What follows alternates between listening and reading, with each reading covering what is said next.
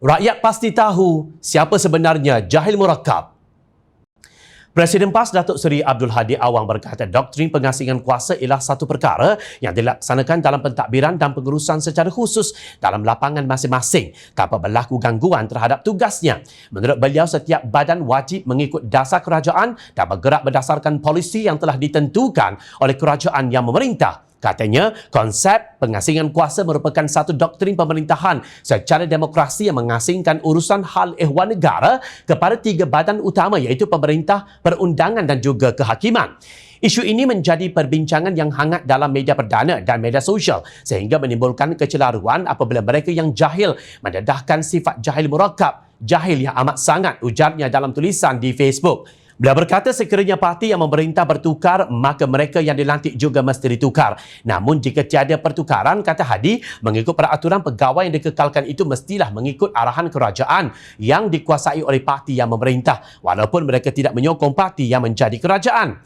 Jika mereka merasa tidak selesa dengan kerajaan yang bukan daripada parti yang disokong olehnya, secara moral, mereka boleh sahaja meletakkan jawatan dan tidak memegang jawatan mengikut kemahuannya. Begitulah, mereka yang menyokong Pakatan Harapan yang berada dalam Kerajaan Perikatan Nasional tiba-tiba mengikut arahan Pakatan Harapan yang sudah tidak menjadi kerajaan lagi, tegas Hadi. Seperti biasa, berjela-jela Hadi memetik firman Allah dalam Al-Quran dan hadis Rasulullah bagi menyokong hujahnya selaras dengan perasaan syok sendirinya bahawa beliau bukan dari kalangan Jahil Murakkab. Apabila pihak yang paling berkuasa berkewajipan melantik seseorang individu, maka mereka juga berhak untuk bertindak sekiranya terdapat salah laku. Begitu juga anggota dalam kerajaan. Semua pihak berperanan mengukuhkan kerajaan dan negara yang satu dengan penyelarasan, bukannya dengan menimbulkan kecelaruan dan percanggahan antara satu sama lain dalam mengurus dan mentadbir, tegasnya. Menurut Hadi lagi, ketua negara adalah bertanggungjawab memantau setiap perjalanan jentera kerajaan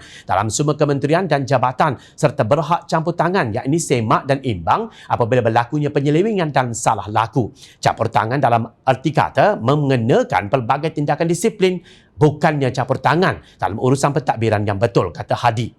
Beliau memetik sabda Rasulullah sallallahu alaihi wasallam yang bermaksud, maka ketua negara adalah pengawas. Dia akan disoal berkenaan urusan rakyatnya. Riwayat Al-Bukhari 2409.